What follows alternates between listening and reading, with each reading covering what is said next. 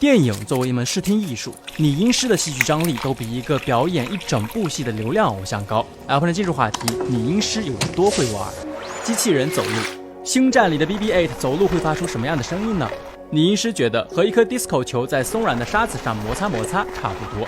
至于风暴兵的走路声，用皮夹克、溜冰鞋、摩托头盔再现。人头撞大腿，电影里时不时会有演员拽着对方的头撞墙、撞天、撞地。假戏真做的重担，这时就落在了拟音师肩上。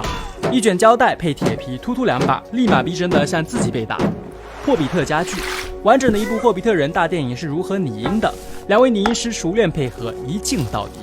拔剑出鞘，声音无大小，演员每一次下马，皮衣摩擦，配件叮当响，通通要后期。一把宝剑厉不厉害，全靠拟音师家的特效端不端。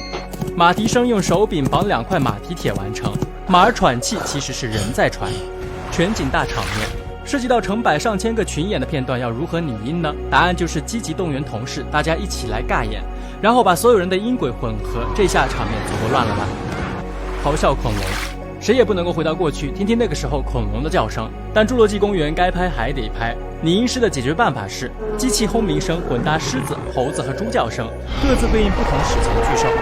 超人斗篷，表面上是披着红斗篷、踩着红色靴子的超人走在冰山上，暗地里却是拟音师本人走在一堆沙子上。先不要急着失望，超人每一次的帅气降落也不过是棒球棒打在行李箱上，拉风的斗篷音效直接就是一块破布抖啊抖。声音设计师，画面里的斯蒂芬是全球最知名的音效师，他的日常包括嚼胡萝卜模拟马儿，吃包菜模仿僵尸，刷子梳假发和关节蹭自行车轱辘的声音又是这样的。异形入侵，电影里的异形再惊悚，吃人的声音也不过是在揉捏袜子里的大蒜。飞船船员的脚步声更简单，安全状态下的脚步声是皮鞋踩浴缸，发现险情换踩哈密瓜就行了。有没有觉得拟音师这个职业很好玩呢？小伙伴们，你还知道哪些有趣的工作呢？留言评论吧。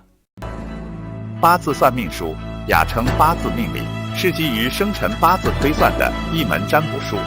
向大家推荐一位研究八字命理20余年的道长，擅长八字算命、居家风水布局、灵符法事。道长微信：20882988。